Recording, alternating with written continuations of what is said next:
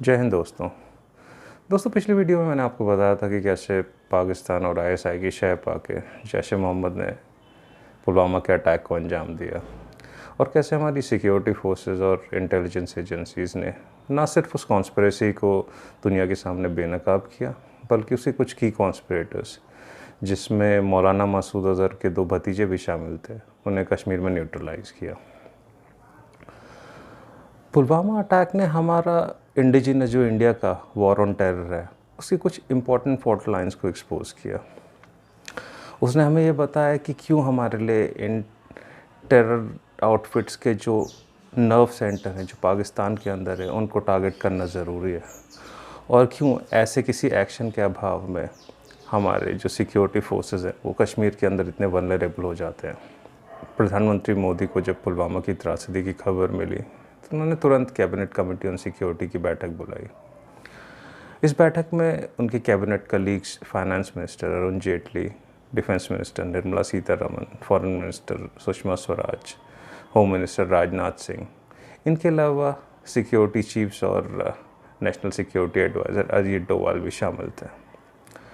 इस मीटिंग में ये डिसाइड हुआ कि टेररिज्म और पाकिस्तान से निपटने के लिए एक बहुत ही होलिस्टिक मैकेनिज़्म को डिवाइस किया जाएगा जिसमें डिप्लोमेटिकली भी हम डील करेंगे, इकोनॉमिक कॉस्ट भी पाकिस्तान के ऊपर लगाएंगे और एक प्यूनिटिव मिलिट्री एक्शन भी लिया जाएगा जो एक डिटरेंस होगा ऐसे किसी भी फ्यूचर एक्शन जो कि पाकिस्तान से होता है। वैसे तो ये कोई पहली बार नहीं था कि पाकिस्तान से आए हुए टेररिस्टों ने इंडिया में ऐसा कुछ आतंकी हमला किया। पाकिस्तान, आईएसआई और उससे एफिलिएटेड जितने भी टेररिस्ट आउटफिट्स हैं इनका एक शुरू से ही स्ट्रैटेजी रही है ब्लीडिंग इंडिया बाय 1000 कट्स, जिसमें छोटी छोटी इंसर्जेंसीज़ को प्रमोट करके ऐसे अटैक्स करते हैं और इंडियन सिक्योरिटी फोर्सेस को और इंडियन इस्टेब्लिशमेंट को उसी में इंगेज रखते हैं। डिसाइसिव कन्वेंशनल मिलिट्री सुपीरियरिटी के बावजूद इंडिया पाकिस्तान पे कभी कोई बहुत ही डिसाइसिव और प्यूनिटिव मिलिट्री एक्शन नहीं ले पाया और इसका प्राइम रीज़न है पाकिस्तान का न्यूक्लियर डिटरेंस। पाकिस्तान एक न्यूक्लियर स्टेट है जो अक्सर ये कह चुका है कि इंडिया के कोई भी मिलिट्री एक्शन जो है वो न्यूक्लियर आर्मागेडन की तरफ लीड करेगा। इसे आप पाकिस्तान का न्यूक्लियर ब्लफ भी कह सकते हैं, बट ये एक ऐसी चीज़ है जिसने हिंदुस्तान को हमेशा थोड़ा सा कॉशियस रखा है। पर मोदी जी के आने के बाद इंडिया अपने सिक्योरिटी और नेशनल इंटरेस्ट को ज़्यादा असर्टिवली डिफेंड कर रहा था। 2015 में हमने देखा जैसे हमारे जवानों को जब NSCN खपलांग ग्रुप ने चंदेल मणिपुर में टारगेट किया तो इंडिया ने म्यांमार में सर्जिकल स्ट्राइक्स करी। उसके बाद 2016 में उरी को एवेंज करने के लिए हमने सर्जिकल स्ट्राइक्स करी। फिर 2017 में अपने स्ट्रैटेजिक इंटरेस्ट को डिफेंड करने के लिए डोकलाम में चीन से दो हाथ किए। तो मोदी जी की जो पॉलिसी रही है, ये जो उनके नेशनल सिक्योरिटी एडवाइज़र रहे हैं उनकी जो पॉलिसी रही है वो बाई एंड लार्ज ज़्यादा असर्टिव रही है और इसीलिए पुलवामा के बाद ऐसा एक्सपेक्टेड था मोदी जी से कि वो एक बहुत ही डिसाइसिव एक्शन लेंगे जो कि एक डिटरेंस सर्व करेगा आगे ऐसे किसी भी मिस एडवेंचर का पाकिस्तान की तरफ से। अगले दिन 15 फरवरी की सुबह हमारे वीर जवानों के शव पालम एयरपोर्ट दिल्ली पहुँचे जहाँ प्रधानमंत्री मोदी जी ने उन्हें श्रद्धांजलि दी। इसके बाद उन्होंने तीनों सर्विस चीफ से मुलाकात की और उनके इनपुट्स लिए। साइमल्टेनियसली NSA अजीत डोवाल जो है वो home secretary, foreign secretary, revenue secretary, raw के सेक्रेटरी और डायरेक्टर इंटेलिजेंस ब्यूरो से मीटिंग करके उनके इनपुट्स ले रहे थे। प्रधानमंत्री के सामने कुछ मिलिट्री ऑप्शंस थे जैसे पाकिस्तान पे एक नेवल ब्लॉकेड, पाकिस्तान की पूरी जो कोस्ट है मकरान कोस्ट से लेके कासिम पोर्ट तक, जिसमें ग्वादर का पोर्ट आता है, कराची का पोर्ट आता है और कासिम पोर्ट आता है, इन तीनों का नेवल ब्लॉकेड इंडियन नेवी बहुत आराम से कर सकती थी। उस समय इंडियन नेवी का एनुअल एक्सरसाइज जो होती है इनकी ट्रोपिक्स वो चल रही थी, तो पूरी नेवी जो है वो मोबिलाइज थी कोस्ट गार्ड्स के साथ। और प्रधानमंत्री मोदी के इंस्ट्रक्शंस पे हमारा जो कैरियर बैटल ग्रुप है INS विक्रमादित्य का और उसके साथ 60 जहाज़ जिसमें डिस्ट्रॉयर्स भी थे, फ्रिगेट्स भी थे, सबमरीन्स भी थी, INS अरिहंत जो न्यूक्लियर पार्ट सबमरीन है वो भी थी, इन्होंने पाकिस्तान की तरफ कूच कर दिया। इसके अलावा दूसरा ऑप्शन जो मिलिट्री था वो मिसाइल स्ट्राइक्स था, बट उसको रूल आउट कर दिया गया प्राइमरली बिकॉज उससे कोलेटरल डैमेज की पॉसिबिलिटी थी। और दूसरा ये भी था कि जब यहाँ से मिसाइल लॉन्च होता है तो ये तो पता पाकिस्तान कर नहीं सकता कि ये कन्वेंशनल मिसाइल है या न्यूक्लियर टिप्ड मिसाइल है, तो इस वजह से उसका जो रिस्पॉन्स हो सकता था वो न्यूक्लियर जा सकता था और उसको एक रीज़न भी मिल जाता, तो इसलिए उसको रूल आउट कर दिया। जो तीसरा ऑप्शन दिया गया वो सर्जिकल स्ट्राइक्स का दिया गया, जैसे 2016 में की गई थी, बट उसको भी रूल आउट कर दिया क्योंकि पाकिस्तान ने पुलवामा के अटैक के बाद जितने भी लॉन्च पैड्स थे उनसे टेररिस्ट वापस पीछे के इनके कैंप्स थे वहाँ पे ट्रांसफ़र कर दिए थे, तो वो भी इफ़ेक्टिव नहीं रहता। एक और ऑप्शन था कि एलओसी में पाकिस्तान के जितने भी चेक पोस्ट और चौकियाँ हैं उन सब पे हैवी आर्टिलरी बम्बार्डमेंट किया जाए, पर वो भी बहुत ही सुपरफिशियल रहता, तो इसलिए जो आखिरी ऑप्शन दिया गया एयर स्ट्राइक्स, उसको प्रधानमंत्री मोदी जी ने अप्रूव किया।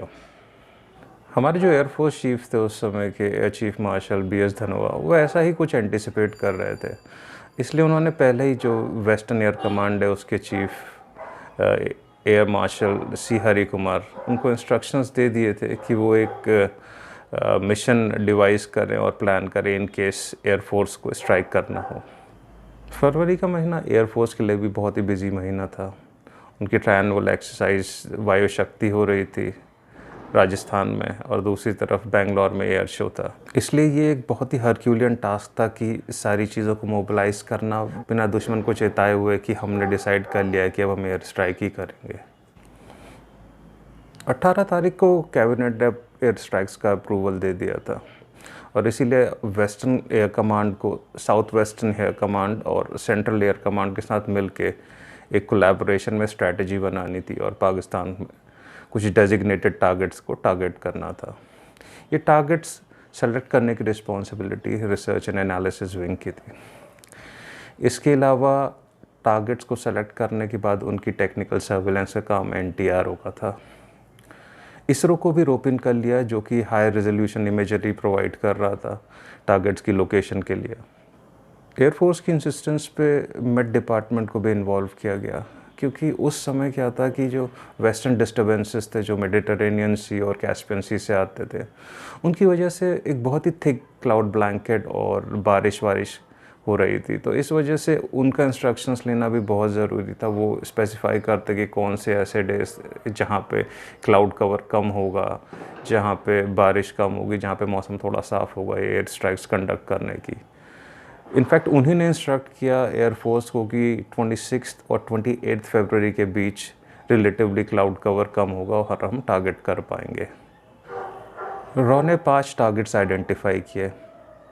एक बालाकोट जो कि मंशीरा डिस्ट्रिक्ट खैबर पख्तूनख्वा पाकिस्तान में था, दूसरा मुजफ्फराबाद पाकिस्तान ऑक्यूपाइड कश्मीर में, तीसरा चकोटी वो भी पाकिस्तान ऑक्यूपाइड कश्मीर में, फिर भावलपुर और मुरीद के लश्कर तैयबा का हेडक्वार्टर और भावलपुर जैश मोहम्मद का। इसमें से सिर्फ 3 ही टारगेट्स बालाकोट, मुजफ्फराबाद और चकोटी का ही अप्रूवल मिल पाया क्योंकि बाकी 2 टारगेट्स जो थे मुरीद के और भावलपुर वो सिविलियन सेंटर्स के पास थे और उन पे अटैक करने पे सिविलियन कैजुअलिटीज़ भी बहुत ज़्यादा हो सकती थी, तो इसलिए उनको रूल आउट कर लिया गया।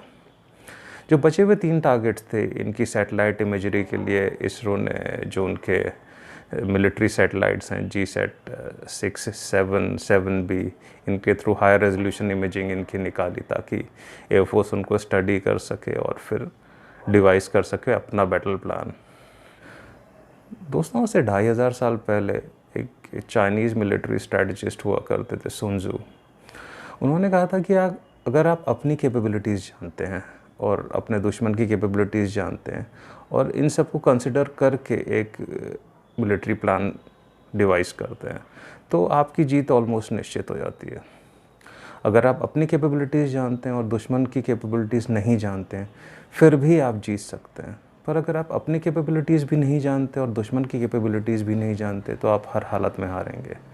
तो इसीलिए इंडिया के एयरफोर्स के लिए बहुत ज़रूरी था कि हम अपनी कैपेबिलिटीज़ के साथ साथ पहले दुश्मन की कैपेबिलिटीज़ जानें। उनके एयर डिफेंसेस को, उनके एयरक्राफ्ट गन्स को, उनके मैन पैड्स को, जैसे पाकिस्तान ऑपरेट करता है 2 मैन पैड्स आंजा और स्टिंगर मिसाइल्स। इसके अलावा उनके जो एयर डिफेंसेस में उनमें LY-80 और MQ-6 और MQ-7 ये चाइनीज़ मिसाइल्स हैं। कुछ शॉर्ट रेंज लो एल्टीट्यूड हैं, कुछ लॉन्ग रेंज तो नहीं कहूँगा बट मीडियम रेंज और मीडियम ऑल्टीट्यूड है। इसके अलावा वो अवाक्स जो यूज़ करता है वो साब 2000 एरिया, ये स्वीडिश है। ये नॉर्दर्न सेक्टर के लिए, सदर्न के लिए वो ZDP-03 जो चीनी है, थोड़ा सब स्टैंडर्ड है, तो इस वजह से उसे सदर्न सेक्टर में डाल दिया, क्योंकि नॉर्दर्न सेक्टर इनके लिए बहुत प्रोमिनेंस वाला ना, पंजाब वाला। टारगेट्स को स्टडी करने के बाद एयरफोर्स ने डिसाइड किया कि वो इन एयर स्ट्राइक्स में मिराज 2000 का यूज़ करेगा। 3 टारगेट्स एविडेंट थे, एक बालाकोट में जो कि मनशेरा खैबर पख्तूनख्वा में है, और 2 टारगेट्स जो हैं वो पाकिस्तान ऑक्यूपाइड कश्मीर में है। ऐसा डिसाइड हुआ कि ग्वालियर बेस्ड 1, 7 और 9 स्क्वाड्रंस जो हैं वो बरेली से होते हुए फिर श्रीनगर जाके और फिर POK एंटर करेंगी। टारगेट्स को एवेलुएट करते हुए ये डिसाइड हुआ कि बालाकोट में जो है वो स्पाइस 2000 बंकर बस्टर से वार किया जाएगा। इसके अलावा जो चकोटी और मुजफ्फराबाद है वहाँ पे क्रिस्टल मेज का यूज़ किया जाएगा। स्क्वाड्रन 9 जो मिराज 2000 की थी उसको टारगेट करना था बालाकोट को, स्क्वाड्रन 7 जो थी उनको टारगेट करना था चकोटी और मुजफ्फराबाद को। इन 2 स्क्वाड्रंस के 6 विमान, इसके अलावा इनको डिफेंड करने के लिए 8 विमान जो कि स्क्वाड्रन 1 से थे, उनका काम यही था कि वहाँ पे जो एयर डिफेंस सिस्टम्स थे उनको न्यूट्रलाइज़ करना था, और दूसरा कोई इनकमिंग अगर पाकिस्तान ने अपना कोई, उनका भी पाकिस्तान का कॉम्बैट एयर पेट्रोल होगा, उसमें जनरली F-16 या JF-17 ही होंगे या मिराज भी हो सकते हैं, तो उनसे भी डिफेंड करना था। तो ये ऐसा डिसाइड हुआ कि ग्वालियर से ये लोग चलेंगे, पहले बरेली जाएंगे, बरेली से आगे निकल के वहीं पे मिड एयर रिफ्यूलिंग होगी, और रिफ्यूलिंग के लिए आगरा जो बेस है IL-78 का, जो मिड एयर रिफ्यूलिंग के लिए हम यूज़ करते हैं ऑयल टैंकर, वो क्या कहते हैं उसी से रिफ्यूल होगा, और उसके बाद श्रीनगर की तरफ बढ़ेगा और फिर मुजफ्फराबाद से होते हुए टारगेट करेगा बालाकोट और मुजफ्फराबाद और चकोटी। चूँकि स्पाइस 2000 बॉम्ब ऐसा है कि हमें टारगेट पे फिज़िकली जाने की ज़रूरत नहीं है, हम उससे 60 किलोमीटर दूर से भी छोड़ सकते थे, इसलिए POK के 30-40 किलोमीटर अंदर जाके वेपन रिलीज़ करके हम लोग वापस आ सकते थे। ये फायर एंड फॉरगेट वेपन है, तो एक बार आपने कोऑर्डिनेट्स डाल दिए तो ये टारगेट हिट करता ही करता।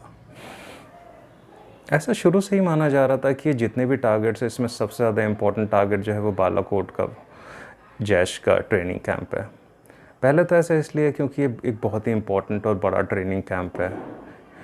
2005 में FBI की एक रिपोर्ट में आया था कि ये जैश ए मोहम्मद का सबसे बड़ा ट्रेनिंग कैंप है। दूसरा, इसकी सिंबॉलिक वैल्यू बहुत ज़्यादा है। बालाकोट वो जगह है जहाँ पे बरेलवी सेक्ट, जो कि पाकिस्तान में सुन्नियों का सबसे बड़ा सेक्ट है, उसका जो फाउंडर था सैयद अहमद बरेलवी, उनको सिख सेनाओं ने न्यूट्रलाइज़ किया था। इसी चीज़ को कंसिडर करते हुए इसे एक प्रायोरिटी टारगेट बनाया गया था। सारे स्पेसिफिक्स पे ध्यान दिया जा रहा था, जैसे पाकिस्तान का एयर डिफेंस सिस्टम, उनके एयर बेसिस कहाँ कहाँ हैं, कौन कौन से एयर बेसिस में कौन कौन से जेट्स हैं, वो कितनी जल्दी एयरबोर्न हो सकते हैं, उनके कॉम्बैट एयर पेट्रोल्स कहाँ कहाँ हैं, उनके जो एवाक्स हैं वो कहाँ डिप्लॉयड हैं और कितना बड़ा एरिया कवर कर सकते हैं। इसके अलावा उनके रेडार्स कहाँ कहाँ हैं और कहाँ ऐसी पॉसिबल जगहें हैं कि हमारे जो जेट्स हैं वो आराम से पाकिस्तान में एंटर कर सकते हैं। हमारी पूरी तैयारी बहुत ही सीक्रेटिवली हो रही थी। इनफैक्ट बार बार हमारे जो इंटेलिजेंस एजेंसीज़ हैं वो मिस इन्फॉर्मेशन कैंपेन चला रही थी, जिससे पाकिस्तान को ये पता ना चले कि हम किस जगह को टारगेट करने वाले हैं। चीज़ें इतनी सीक्रेटिव रखी गई थी कि जो air marshal C Hari Kumar थे, वेस्टर्न एयर कमांड के चीफ, वो रिटायर होने वाले थे फरवरी के एंड में, और उनकी फेयरवेल पार्टी रखी गई थी 25 फरवरी को, और ज़्यादातर अफसरों को बिल्कुल भी अंदाज़ा नहीं था कि उसी रात को इंडिया जो है वो पाकिस्तान पे एयर स्ट्राइक्स करने वाला है। इंडियन एयरफोर्स ने इस मिशन की पूरी तैयारी कर ली थी। उनको पता था कौन सा वेपन सिस्टम कहाँ यूज़ करना है, सारी कंटिजेंसीज प्लान कर ली थी, पॉसिबल सिनारियोज़ का सिमुलेशन कर लिया गया था। और फिर वो घड़ी आ गई जिसका सबको बेसब्री से इंतज़ार था। 26 फरवरी 2019 सुबह के 1 बजे बठिंडा एयरबेस से नेत्रा, जो कि DRDO द्वारा डिज़ाइन किया हुआ airborne early warning and control system है, उसने उड़ान भरी। उसके थोड़ी देर बाद करीबन 1:30 बजे मिराज की तीनों स्क्वाड्रंस ने ग्वालियर से उड़ान भरी। उनको पहले बरेली, फिर श्रीनगर होते हुए मुजफ्फराबाद और फिर अपने डेजिग्नेटेड टारगेट्स पे जाना था। क्योंकि बरेली के आसपास जो है वो एयर ट्रैफिक बहुत ज़्यादा होता है, इसलिए वहाँ के जो एयर ट्रैफिक कंट्रोलर थे, जो सिविलियन ट्रैफिक को कोऑर्डिनेट करते हैं, उनको पहले ही बता दिया गया था कि ये 3 स्क्वाड्रंस जो हैं बरेली से होते हुए आएंगी और पैनिक करने की ज़रूरत नहीं है।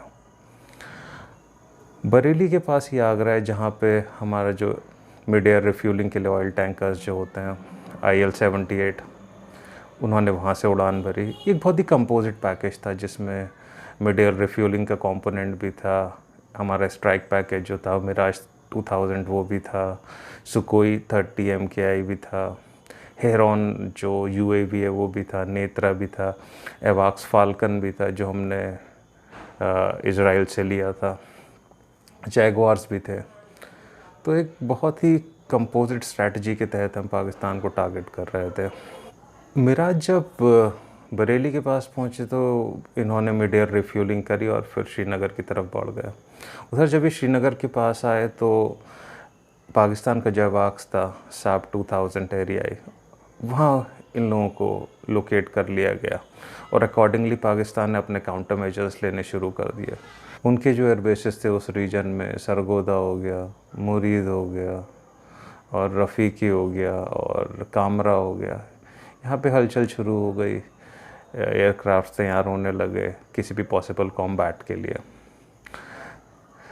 उस समय तक पाकिस्तान यह सोच रहा था और इंडिया का मिस इन्फॉर्मेशन कैंपेन भी इसी तरफ इशारा कर रहा था कि इंडिया जो है वो भावलपुर और मुरीद के को टारगेट करेगा, बट इंडिया ने पहले से ही उसको रूल आउट कर दिया था सिविलियन कैजुअलिटीज़ की वजह से। हमारा जो स्ट्राइक पैकेज था मिराज 2000, उसका कॉम्पोजिशन कुछ इस तरीके से था। स्क्वाड्रन 9 में 6 विमान थे स्पाइस 2000 से लैस, स्क्वाड्रन 7 में क्रिस्टल में इससे लैस 6 विमान थे और स्क्वाड्रन 1 में मीका मिसाइल से लैस 8 विमान थे। इनमें से 4 विमान जो थे वो POK और एस्कॉर्ट ड्यूटी में पाकिस्तान में जा रहे थे और 6 जो है वो स्टैंड बाय में कश्मीर में ही थे। इनका मेन काम वही था कि कोई इनकमिंग मिसाइल हो या कोई पाकिस्तान का कॉम्बैट एयर पेट्रोल हो, उसको न्यूट्रलाइज़ करना, पाकिस्तान के एंटी एयर डिफेंस सिस्टम से अगर कुछ हरकत होती है तो उसको न्यूट्रलाइज़ करना, या किसी कंटिजेंसी की सूरत में जो बचे हुए 4 एयरक्राफ्ट थे जो Indian side of the LOC पे थे वो भी पाकिस्तान में जाते, बट फॉर्चुनेटली उसकी ज़रूरत नहीं पड़ी। इधर पाकिस्तान ने जब देखा कि इंडियन विमान जो हैं वो पाकिस्तान एयर स्पेस में दाखिल हो चुके हैं तो उन्होंने मुरीद एयरबेस से 2 F-16 जो हैं वो फ़ौरन डिप्लॉय किए उनको चैलेंज करने के लिए। इंडिया ने ये चीज़ पहले से एंटिसिपेट कर रही थी और इसीलिए अम्बाला जो एयरबेस था वहाँ से जैगवार की स्क्वाड्रंस जो थी वो राजस्थान सेक्टर की तरफ मुड़ी, ऐसा दिखाने की कोशिश। इनफैक्ट उनको अकम्पनी कर रहे थे सुकोई 30 MKI भी, जो या शायद बरेली से उड़े थे या सिरसा से उड़े थे। पाकिस्तान को ये बताने की कोशिश करी जा रही थी कि हम अभी भी भावलपुर को ही टारगेट करने वाले हैं या मुरीद के को। जैसे ही जैगवार्स और सुकोइस का जो पैकेज था ये भावलपुर की तरफ आता वो दिखाई दिया, पाकिस्तान ने अपने जो 2 F-16 से जो उनके कॉम्बैट एयर पेट्रोल में थे उनको भावलपुर की तरफ डायरेक्ट कर दिया इन सुकोइस और जैगवार से होते हुए हमले को काउंटर करने के लिए। बट हम लोगों का इंटेंशन तो यही था ना कि इन F-16 को सिर्फ इंगेज करके रखना है। 6 मिराज 2000 बालाकोट की तरफ जा रहे थे, वो लैस थे स्पाइस 2000 मिसाइल से। इसके अलावा 6 प्लेन्स जो थे वो मुजफ्फराबाद और चकोटी की तरफ जा रहे थे, इनको भी एस्कॉर्ट कर रहे थे 2 मिराज 2000 जो कि मीका मिसाइल से लैस थे। इधर जिन प्लेन्स को टारगेट करना था बालाकोट को, उन्होंने कोऑर्डिनेट्स लॉक किए और मिसाइल फायर करी चूँकि स्पाइस 2000 की रेंज करीबन 60 किलोमीटर है, इसलिए टारगेट से करीबन 50 किलोमीटर पहले पीओके से ही इन मिसाइल्स को फायर कर दिया गया। ये मिसाइल्स फायर एंड फॉरगेट होती हैं, तो एक बार आपने कोऑर्डिनेट्स डाल दिए तो इनके ऑटोमेटिक गाइडिंग सिस्टम की वजह से सीधे टारगेट्स को हिट कर देती हैं। स्क्वाड्रन 7 के जो मिराज 2000 थे, जिनको टारगेट करना था मुजफ्फराबाद और चकोटी को, वो इक्विप थे क्रिस्टल मेज से। इस बॉम्ब की खासियत ये होती है कि इसमें पायलट को नेविगेट करना होता है बॉम्ब्स को टारगेट में, और इसके लिए मैनुअल साइटिंग ज़रूरी होती है टारगेट की। पर उस दिन इतना ज़्यादा क्लाउड कवर था और बारिश भी हो रही थी, जिसकी वजह से पायलट्स लोकेट नहीं कर पा रहे थे टारगेट। ये चीज़ हेडक्वार्टर्स में रिले करी गई और इवेंचुअली ये डिसाइड हुआ कि इस मिशन को अबॉर्ट कर दिया जाएगा। तो अब सिर्फ एक ही जो टेरर कैंप था उसको टारगेट करना था, और स्क्वाड्रन 9 जो कि 6 स्पाइस 2000 से इक्विप थी, उसमें से 5 ही वो लॉन्च कर पाए। एक लॉन्च में कुछ मॉल फंक्शन हो गया। स्क्वाड्रन 9 ने करीबन 3:30 पे टारगेट्स को हिट किया, और 3:40 पे जो पूरा एयर फ्लोट हिला था 20 जहाज़ों का, जिसमें 16 जो थे वो बॉर्डर पार करके एलओसी में गए थे, ये वापस आ गए, और 4 जो कि कश्मीर के अंदर ही थे, ये सारे लैंड कर गए उधमपुर एयरबेस में पंजाब में। Air chief marshal BS Dhanoa ने NSA अजीत डोवाल को कांटेक्ट किया और उन्हें सक्सेसफुल मिशन की जानकारी दी। इंसिडेंटली इस ऑपरेशन का नाम ऑपरेशन बंदर रखा गया था। इसके पीछे भी एक बहुत इंटरेस्टिंग स्टोरी है जो मैं कभी और कवर करूँगा। एयर मार्शल BS धनोआ से कॉन्फर्मेशन मिलने के बाद अजीत डोवाल साहब ने PM मोदी से संपर्क साधा और उन्हें भी इस मिशन के सक्सेसफुल होने की बधाई दी। हमने 5 टारगेट्स को बालाकोट में सक्सेसफुली हिट किया था, और ऐसा एंटिसिपेटेड था कि कई कैजुअलिटीज़ हुई हैं टेररिस्ट की। ये इंडिया के लिए एक डिफाइनिंग मोमेंट था। हमने फाइनली एक ऐसा एक्शन लिया था जो डिटरेंट भी था और प्यूनिटिव भी था, जिसने हमारे शहीदों को एवेंज भी किया और पाकिस्तान को चेताया भी कि आगे अगर कोई मिस एडवेंचर हुआ तो इंडिया फिर ऐसा ही एक्शन ले सकता है। इंडिया के एयर एक्शन के करीबन 1.25 घंटे बाद DGI SPR ने एक ट्वीट में दुनिया को बताया कि इंडियन एयरफोर्स जो है वो पाकिस्तान में एंटर करी। हालांकि उन्होंने ये कहा कि क्या कहते हैं, कोई डैमेज नहीं हुआ और कुछ पेड़ वगैरह गिरे हैं और इंडियन मिसाइल्स जो हैं वो अपने मार्क और टारगेट को मिस कर गई हैं। लेकिन ये एक कन्फेशन तो था कि इंडियन एयरफोर्स ने कुछ एक्शन किया है पाकिस्तान के अंदर। ये खबर जब जग जाहिर हुई तो हिंदुस्तान में खुशी की लहर दौड़ गई। हमने पाकिस्तान को अपना रिजॉल्व बता दिया था, और अब हम पूरी तरीके से तैयार थे उनके रिटेलिएटरी एक्शन का। पूरी पॉसिबिलिटी थी कि पाकिस्तान भी कुछ एयर एक्शन करेगा, या नहीं भी कर सकता था, कुछ और तरीके के एक्शन भी कर सकता था। उसके मिनिस्टर्स बार बार ये भी कहते थे कि वो टैक्टिकल न्यूक्लियर वेपन्स भी डिप्लॉय कर सकते थे। हम ये इंश्योर कर रहे थे कि सारी इवेंचुअलिटी के लिए हमें तैयार रहना है। उसी शाम हमारे foreign secretary mister Vijay Gokhale, उन्होंने एक प्रेस कॉन्फ्रेंस करी। इस प्रेस कॉन्फ्रेंस में उन्होंने साफ बताया कि हम इस इशू को एस्केलेट नहीं करना चाहते हैं, इसीलिए हमने जो है वो एक मिलिट्री टारगेट न चुन के एक टेररिस्ट टारगेट को मार्क किया। इसके अलावा कोई सिविलियन कैजुअलिटी या कोलैटरल डैमेज ना हो, इसका भी पूरा ध्यान रखा गया। उन्होंने ये भी बताया कि जैश ए मोहम्मद जो है ऐसी फर्दर जो है सुसाइड बॉम्बिंग्स वगैरह ऑर्गेनाइज़ करने की फिराक में था, इसलिए हमारे लिए बहुत ज़रूरी था इन एयर स्ट्राइक्स को करना, ताकि एक मैसेज जाए कि अब कोई ऐसा एक्शन लेगा अगर वो टेरर आउटफिट, तो हम उन्हें डायरेक्टली टारगेट करेंगे। इस प्रेस कॉन्फ्रेंस में उनसे पूछा गया कि उनके हिसाब से कितने टेररिस्ट न्यूट्रलाइज हुए होंगे, तो उन्होंने ऐसा कोई फिगर कोट नहीं किया। बाद में जब हमारे air chief marshal BS Dhanoa ji से भी पूछा गया तो उन्होंने भी कहा कि उनके पास कैजुअलिटीज़ का एग्जैक्ट फिगर नहीं है, बट बहुत सारे मीडिया हाउसेस बहुत स्पेसिफिक फिगर्स लेके आ रहे थे। कोई 300 कह रहा था, कोई 150 कह रहा था। गवर्नमेंट के मिनिस्टर्स भी ग्लोट कर रहे थे कि 300 टेररिस्ट मारे गए हैं। हालांकि जो एग्जैक्ट फिगर था ये बहुत अननोन था। दूसरी तरफ हमारा एडवर्सरी तो शुरू से ही कहता आ रहा था कि कुछ पेड़ गिरे थे और कुछ कौवे मरे थे, इसके अलावा और कोई डैमेज नहीं हुआ था। भारत के इतिहास का एक बहुत ही सुनहरा अध्याय लिखा जा चुका था। इस अध्याय में दर्द और जीत दोनों थे। दर्द अपने शहीदों को खो देने का, और जीत उन दुश्मनों के ऊपर जो लगातार और हमेशा से ही भारत का अहित सोचते हैं। बालाकोट की एयर स्ट्राइक्स के बाद कई सारे मिक्स्ड रिएक्शंस आए। ग्लोबल कम्युनिटी में किसी ने इसे कंडेम नहीं किया, सब ने हिंदुस्तान का राइट टू रिटेलिएट समझा और उसे रिस्पेक्ट दी। पर इंडिया के अंदर ही कई सारे पॉलिटिकल अपोनेंट्स मोदी के ऐसे थे जो बालाकोट की एयर स्ट्राइक्स पे सवाल उठा रहे थे। इसके अलावा पाकिस्तान तो था ही, कुछ इंटरनेशनल ऑर्गेनाइजेशंस भी जैसे प्लानट लैब्स हो गया और एसपी ऑस्ट्रेलिया हो गया और यूरोपियन स्पेस इमेजिंग वगैरह, ऐसी कुछ ऑर्गेनाइजेशंस थी जो कह रही थी कि बालाकोट की एयर स्ट्राइक्स तो हुई थी पर जो इंटेंडेड टारगेट था बालाकोट का टेररिस्ट कैंप वो हिट नहीं हुआ था। वो पाकिस्तान के नैरेटिव को थोड़ा बहुत सपोर्ट कर रहे थे। हालांकि इंडिया के जो इमेजरी एक्सपर्ट्स थे उन्होंने पॉइंट बाय पॉइंट इन सारे आर्ग्यूमेंट्स को रिबर्ट किया और दुनिया को ये बताया कि इंडिया ने कैसे सक्सेसफुल एयर स्ट्राइक्स कंडक्ट करी। हमारे एयरफोर्स ने भी एक कॉम्प्रिहेंसिव प्रेस कॉन्फ्रेंस करी जिसमें सारी डिटेल्स लोगों से साझा करी।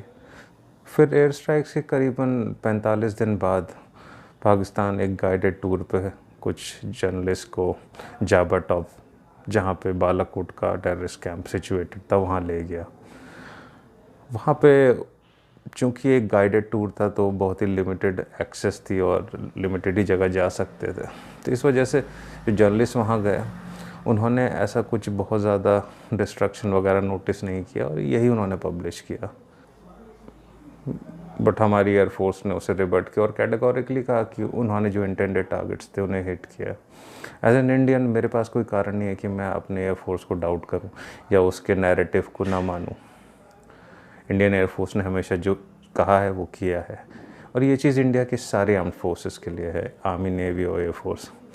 हमारे इदारे पाकिस्तानियों की तरह नहीं कि 16 दिसंबर तक ये कहते रह रहे हैं कि क्या कहते हैं पाकिस्तान 1971 की वॉर जीत रहा है या 1965 का नैरेटिव जैसे उन्होंने बिल्ड किया है अपने वहाँ। हमारे वहाँ चीज़ों को ट्रांसपेरेंट रखा जाता है and I am sure Balakot की एयर स्ट्राइक्स को भी बिल्कुल ट्रांसपेरेंटली अपनी जनता के सामने हमारी एयरफोर्स ने रखा है। इंडियन एयरफोर्स के नैरेटिव को सब्सटैंशिएट करते हुए मई 2019 में एक इटालियन इन्वेस्टिगेटिव जर्नलिस्ट है फ्रांसिस्को मरोनो, उनकी एक रिपोर्ट आई थी जिसमें उन्होंने कहा था कि बालाकोट एयर स्ट्राइक्स में करीबन 130 से लेके 150 कैजुअलिटीज़ हुई थी टेररिस्ट की। और इन एयर स्ट्राइक्स के बाद ये जो टेररिस्ट थे जो डेड थे उनको तो बरी कर दिया गया था, बट जो इंजर्ड थे इनको हरकतुल मुजाहिदीन का एक शिनकियारी में कैंप था वहाँ ले गए थे। पाकिस्तान हमेशा इसके एक डिनाइल में ही रहा, पर पाकिस्तान चाहे कुछ भी कहे, पूरी दुनिया जानती है कि बालाकोट एयर स्ट्राइक्स में कुछ ऐसा हुआ था जो अनप्रेसिडेंटेड था, कुछ ऐसा हुआ था जो डिटरेंट था और कुछ ऐसा हुआ था कि जो अर्थ शेकिंग था। मुझे बहुत खुशी है कि इंडियन गवर्नमेंट ने ये डिसाइड किया कि बालाकोट में एयर स्ट्राइक्स करनी है और पाकिस्तान का ये जो न्यूक्लियर ब्लफ है इसे कॉल ऑफ करना है। ये एक लैंडमार्क डिसीजन है और एक ऐसा डेवलपमेंट है जिसने एक प्रेसिडेंट सेट कर लिया। आगे चाहे कोई भी सरकार आए, लेकिन अगर पाकिस्तान और उसके स्पॉन्सर्ड टेररिज्म ने कोई भी कायराना हरकत हिंदुस्तान के ऊपर की तो उन्हें पता है अंजाम क्या होगा।